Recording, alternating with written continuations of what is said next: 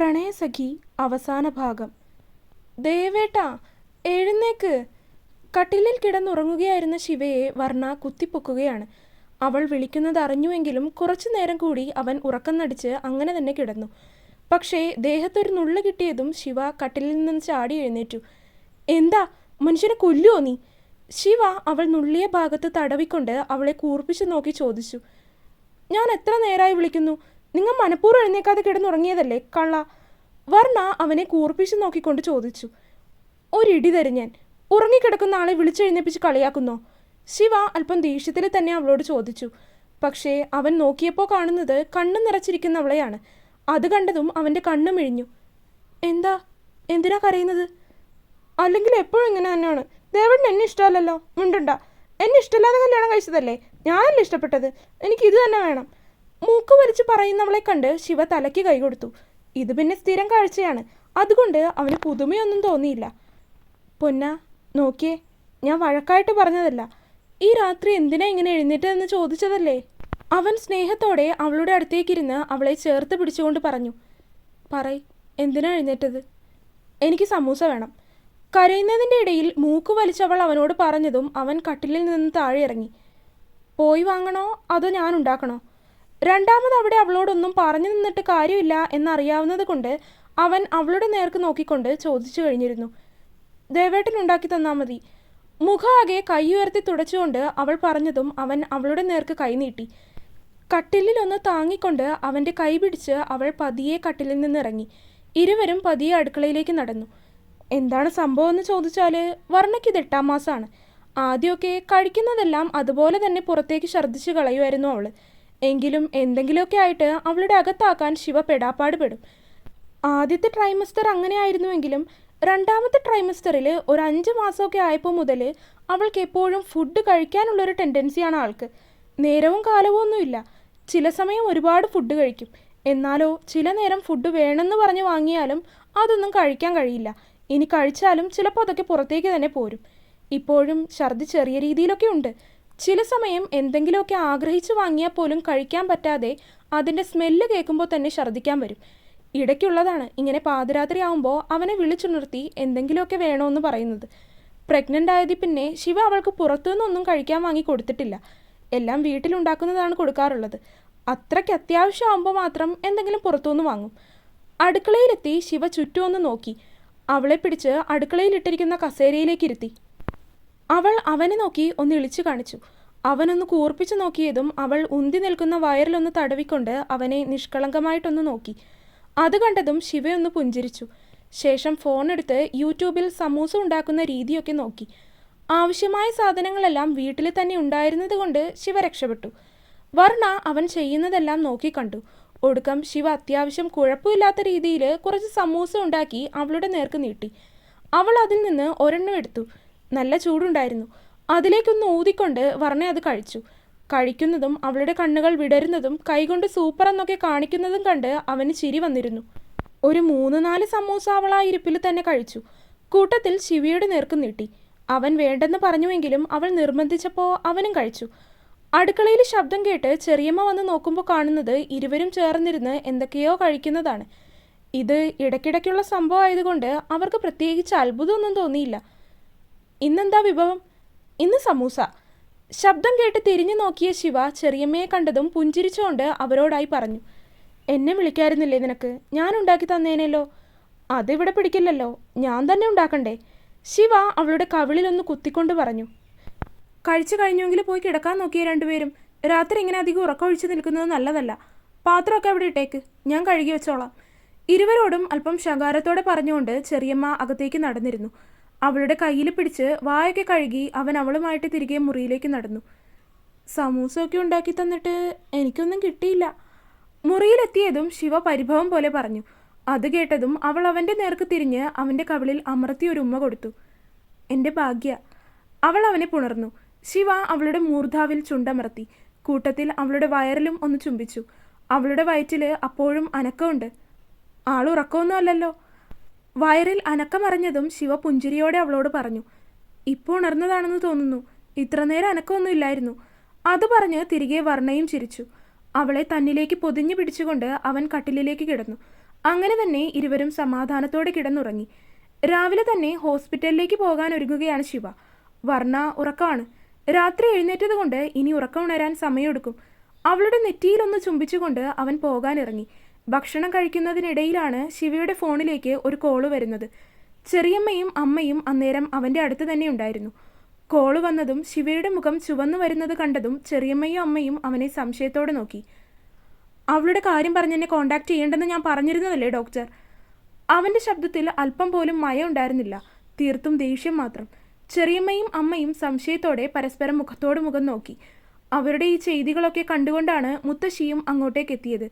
Call cut ചെയ്ത് കഴിച്ചുകൊണ്ടിരിക്കുന്ന ഭക്ഷണം പകുതിയിൽ നിർത്തിക്കൊണ്ട് അവൻ പോയി കൈ കഴുകി. എന്താ ഭക്ഷണം കഴിക്കുന്നത് നിർത്തിയത്? മുഴുവൻ കഴിച്ചുകൂടെ നിനക്ക്? അമ്മ അവനോട് ചോദിച്ചു. അമ്മ, എനിക്ക് അത്യാവശ്യമായിട്ട് ഇഷാനി കിടക്കുന്ന ഹോസ്പിറ്റൽ വരെ ഒന്ന് പോകണം. അവളെ കാണാനോ? എന്തിന്? നമ്മളുമായിട്ട് യാതൊരു ബന്ധവുമില്ലാത്തൊരുവളെ കാണാൻ നീ എന്തിനാ ഇപ്പോൾ പോകുന്നത്? മുത്തശ്ശി അത് കേട്ടതും ദേഷ്യത്തിൽ തന്നെ അവനോട് ചോദിച്ചു. അവൾ മരിച്ചു. എടുത്തടിച്ചതുപോലെയാണ് ശിവ അത് പറഞ്ഞത്. പെട്ടെന്ന് കേട്ടതുകൊണ്ട് തന്നെ മുത്തശ്ശിയും ചെറിയമ്മയും അമ്മയും ഞെട്ടിപ്പോയിരുന്നു. ശിവ, സത്യമാണ്. ഇന്നലെ രാത്രിയായിരുന്നു സംഭവം. കിടന്നിരുന്ന കട്ടിലിലുണ്ടായിരുന്ന ബെഡ്ഷീറ്റ് എടുത്ത് കഴുത്തിൽ കുരുക്കി ആത്മഹത്യ ചെയ്തതാണ്. എല്ലാവരും അതൊരു നടുക്കത്തോടെയായിരുന്നു കേട്ടത്. അവൾക്ക് സൂയിസൈഡിനുള്ള ടെൻഡൻസി ഉണ്ടായിരുന്നു എന്ന് ഡോക്ടർ എന്നെ ഇതിനു മുൻപ് വിളിച്ച് പറഞ്ഞിരുന്നു. അന്നേരം തന്നെ അവളെക്കുറിച്ചുള്ള ഒരു കാര്യങ്ങളും ഇനി എന്നെ വിളിച്ച് പറയരുതെന്ന് പറഞ്ഞ അയാളെ ഞാൻ വിലക്കിയിരുന്നു. പിന്നെ ഇപ്പോൾ മരിച്ചു എന്നുള്ള വിവരം പറയാൻ വേണ്ടി വിളിച്ചതാണ്. ടവലിൽ മുഖം തുടയ്ക്കുന്നതിനിടയിൽ ശിവ സാധാരണ ഒരു കാര്യം പറയും പോലെ അത് പറഞ്ഞു തീർത്തു. ശിവ, അച്ഛനോട് പറഞ്ഞോ നീ? അച്ഛനെ ഇന്നലെ രാത്രി തന്നെ ഡോക്ടർ വിളിച്ചിരുന്നു. അച്ഛനറിയാം. ശിവ അതും സാധാരണ രീതിയിലാണ് പറഞ്ഞത്. എങ്കിലും അത് കേട്ട് അമ്മയ്ക്കും ചെറിയമ്മയ്ക്കും മുത്തശ്ശിക്കും അതൊരുപോലെ തന്നെ വേദനയുണ്ടാക്കി. എത്രയൊക്കെ ഉപേക്ഷിച്ചു എന്ന് പറഞ്ഞാലും തൻ്റെ മകളുടെ കുഞ്ഞാണത് എന്ന ചിന്ത മുത്തശ്ശിയിൽ അപ്പോഴും ബാക്കിയുണ്ടായിരുന്നു. തൻ്റെ കൺമുൻപിൽ കിടന്ന് വളർന്നു വന്ന കുഞ്ഞ്, അമ്മയില്ലാത്ത കുഞ്ഞ്. 3 പേരുടെ ഉള്ളിലും ആ സമയം അതെല്ലാമാണ് കടന്നുപോയത്. ശിവ, മുത്തശ്ശി അവനെ വിളിച്ചു. മുത്തശ്ശിക്ക് കാണണമെന്നുണ്ടോ? വേണ്ട, ആ ഒരു ദുഃഖം കൂടി താങ്ങാനുള്ള മനക്കെട്ടി എനിക്കില്ല. മുത്തശ്ശി കണ്ണുനീരൊപ്പിക്കൊണ്ട് പറഞ്ഞ് അകത്തേക്ക് നടന്നിരുന്നു. അവൻ ചെറിയമ്മയെയും അമ്മയെയും നോക്കി. അവരുടെ കണ്ണുകളിലും വിഷമമുണ്ട്. അവനൊന്ന് നിശ്വസിച്ചു. 2 പേരും ഇനി അതോർത്ത് വിഷമിക്കണ്ട. കഴിഞ്ഞത് കഴിഞ്ഞു, അങ്ങനെ ചിന്തിക്ക്. ശിവ അവരോടായി പറഞ്ഞു. അവൻ്റെ പെരുമാറ്റത്തിൽ നിന്ന് തന്നെ അവനതൊന്നും ഏറ്റിട്ടില്ല എന്നത് അവർക്ക് ഇരുവർക്കും മനസ്സിലായ കാര്യമാണ്. കഴിഞ്ഞുപോയ സംഭവങ്ങൾ കൊണ്ട് തന്നെ അവൻ അവളെയൊക്കെ അത്രമാത്രം വെറുത്തു പോയിട്ടുണ്ട്. പിന്നെ ഇത് വർണ്ണയോട് പറയണ്ട. രാത്രി എഴുന്നേറ്റത് കൊണ്ട് അവൾ ഉണരാൻ വൈകും. അവൾ കേട്ട് കഴിഞ്ഞാൽ ഇനി അത് തന്നെ ഓർത്തിരിക്കും. അതുകൂടി പറഞ്ഞുകൊണ്ട് അവൻ ഹോസ്പിറ്റലിലേക്ക് തിരിച്ചു. അങ്ങനെ ഒരു സംഭവം ഉണ്ടായി എന്നതുപോലും എല്ലാവരും വളരെ കുറച്ച് നാളുകൊണ്ട് തന്നെ മറന്നുപോയിരുന്നു. ഇഷാനി എന്നത് അവരുടെ ജീവിതത്തിലെ ഒരു അവസാനിച്ച അധ്യായമാണ്. അതുകൊണ്ട് തന്നെ അവളുടെ മരണവിവരം അറിഞ്ഞപ്പോൾ ഉണ്ടായൊരു നോവല്ലാതെ ആർക്കും അത് അത്രയ്ക്ക് വലിയ വിഷമമൊന്നും ഉണ്ടാക്കിയിരുന്നില്ല. ഇങ്ങനെയൊരു സംഭവം ഉണ്ടായത് വർണ്ണ അറിഞ്ഞതുപോലുമില്ല. പിന്നെ മാധവൻ്റെയും സതീശൻ്റെയും കാര്യം അന്ന് അവരെ അവിടെ കൊണ്ടുപോയി ആക്കിയത് പിന്നെ ആരും അന്വേഷിച്ചിട്ടില്ല എന്നതാണ് സത്യം. ഇഷാനിയുടെ കാര്യം മാത്രം ഇങ്ങനെ ഒരു അവസ്ഥ ആയതുകൊണ്ട് ഇടയ്ക്ക് ഡോക്ടറെ വിളിച്ച് പറയുമായിരുന്നു. അങ്ങനെ വീണ്ടും ദിവസങ്ങൾ കടന്നുപോയി. വർണ്ണ 9ാം മാസം പൂർത്തിയാക്കി. ഇപ്പോൾ അവൾക്ക് ശാരീരികമായി വല്ലാത്ത അസ്വസ്ഥതകളാണ്. ശരീരമാകെ കടച്ചിലും കാലിലും കയ്യിലും ഒക്കെ ആകെ നീരും ഒക്കെയാണ്. ശിവ ലീവൊന്നും എടുത്തിട്ടില്ല എങ്കിലും പരമാവധി സമയം അവളുടെ കൂടെ ചിലവാക്കാൻ ശ്രമിക്കുന്നുണ്ട്. എങ്കിലും അങ്ങനെ എപ്പോഴും ലീവ് എടുത്ത് കൂടെ നിൽക്കാൻ പറ്റുന്ന ജോലിയല്ലല്ലോ അവൻ്റേത്. അത് അവൾക്ക് നന്നായിട്ടറിയാം.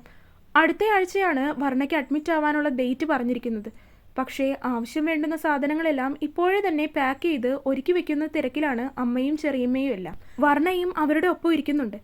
അതിനിടയിലാണ് വർണ്ണയ്ക്ക് എന്തോ ഒരു അസ്വസ്ഥത പോലെ തോന്നിയത്. കുറച്ചു സമയമായി അവളുടെ മുഖം ആകെ ചുവന്നു വരുന്നത് മുത്തശ്ശി ശ്രദ്ധിച്ചു. മോളെ, വേറെ കുഴപ്പമൊന്നുമില്ലല്ലോ? ഇല്ല മുത്തശ്ശി, ചിരിക്കാൻ ശ്രമിച്ചുകൊണ്ട് അവൾ പറഞ്ഞു. അതിനിടയിൽ അവൾ ബാത്റൂമിൽ പോയി. യൂറിൻ പാസ് ചെയ്താൽ ചിലപ്പോൾ ശരിയാകും എന്ന് കരുതി പോയതാണ്. പക്ഷേ തിരികെ ഇറങ്ങിയ അവളുടെ മുഖം ആകെ പരിഭ്രമം നിറഞ്ഞിരുന്നു. അമ്മേ, ബ്ലീഡിംഗ് ആവുന്നുണ്ട്, അവൾ പരിഭ്രാന്തിയോടെ പറഞ്ഞു. പെട്ടെന്ന് അത് കേട്ടതും എല്ലാവർക്കും ആദ്യമായി. അമ്മ വേഗം തന്നെ ശിവയെ വിളിച്ചു. പക്ഷേ അവൻ ഫോൺ എടുക്കുന്നില്ല. അച്ഛനോട് പറഞ്ഞ് അധികം താമസിക്കാതെ എല്ലാവരും ചേർന്ന് ഹോസ്പിറ്റലിലേക്ക് തിരിച്ചു. അവിടെ എത്തുമ്പോഴേക്കും വർണ്ണയ്ക്ക് കുറച്ചുകൂടി വേദന കൂടിക്കൂടി വരാൻ തുടങ്ങിയിരുന്നു. സഹിക്കാൻ പറ്റുന്നതിലും അപ്പുറമായപ്പോൾ അവളത് തുറന്നു പറഞ്ഞു. പ്രസവത്തിനുള്ള വേദനയാണെന്ന് അമ്മയ്ക്കും മുത്തശ്ശിക്കും മനസ്സിലായിരുന്നു. ഹോസ്പിറ്റലിലേക്ക് എത്തിയപ്പോൾ തന്നെ അവളെ ലേബർ റൂമിലേക്ക് കയറ്റിയിരുന്നു. മറ്റൊരു ഡെലിവറി നടക്കുന്ന സമയമായതുകൊണ്ട് തന്നെ ശിവ ഇതൊന്നും അറിഞ്ഞിട്ടുണ്ടായിരുന്നില്ല. അത് കഴിഞ്ഞ് അവൻ പുറത്തേക്കിറങ്ങിയപ്പോഴാണ് ഒരു നേഴ്സ് വന്ന് വർണ്ണയുടെ കാര്യം അവനോട് പറയുന്നത്. അത് കേട്ടപ്പോൾ തന്നെ നിന്ന നിൽപ്പിൽ ശിവ ഉരുകിപ്പോയി. രാവിലെ വരെ ഒരു കുഴപ്പമില്ലാതെ വീട്ടിൽ നിന്നവളാണ്. ശിവയുടെ ഉള്ളിൽ ഒരു തീക്കട്ട വാരിയിട്ടതുപോലെ തോന്നി. ലേബർ റൂമിൽ വർണ്ണയെ കിടത്തിയിരിക്കുന്ന സെക്ഷനിലേക്ക് ശിവ ഓടുകയായിരുന്നു. അവിടെ ചെന്നപ്പോൾ കണ്ടത് വേദനയോടെ കരഞ്ഞു തളർന്ന് കിടക്കുന്നവളെയാണ്. മുഖമാകെ ചുവന്ന് വീങ്ങിയിരിക്കുന്നു. അവളെ കണ്ടതും അവന് വല്ലാത്ത വേദന തോന്നി. എങ്കിലും അവളുടെ മുന്നിൽ താനും കൂടെ വിഷമിച്ചാൽ അവൾക്കത് താങ്ങാനാവില്ല. താനൊരു ഡോക്ടറാണ്, അതിൻ്റെ ധൈര്യമെങ്കിലും കാണിക്കണം. മനസ്സിൽ ഉറച്ച തീരുമാനങ്ങൾ എടുത്തുകൊണ്ട് അവൻ അവളുടെ അടുത്തേക്ക് നടന്നെത്തി. മോളെ. തളർന്ന് കണ്ണുകൾ അടച്ചു കിടക്കുന്നവളെ അവൻ തലോടിക്കൊണ്ട് വിളിച്ചു. മുന്നിൽ നിൽക്കുന്ന ശിവയെ കണ്ടതും അവൾക്ക് അല്പമെങ്കിലും ആശ്വാസം തോന്നി. എങ്കിലും അവളുടെ കണ്ണുകളിൽ നിന്നും മിഴുനീർ ഒഴുകിയിറങ്ങി. നല്ല വേദനയുണ്ടോ? വല്ലാത്ത വേദനയാണ്, എനിക്ക് പറ്റുന്നില്ല, ഞാൻ മരിച്ചു പോവോ?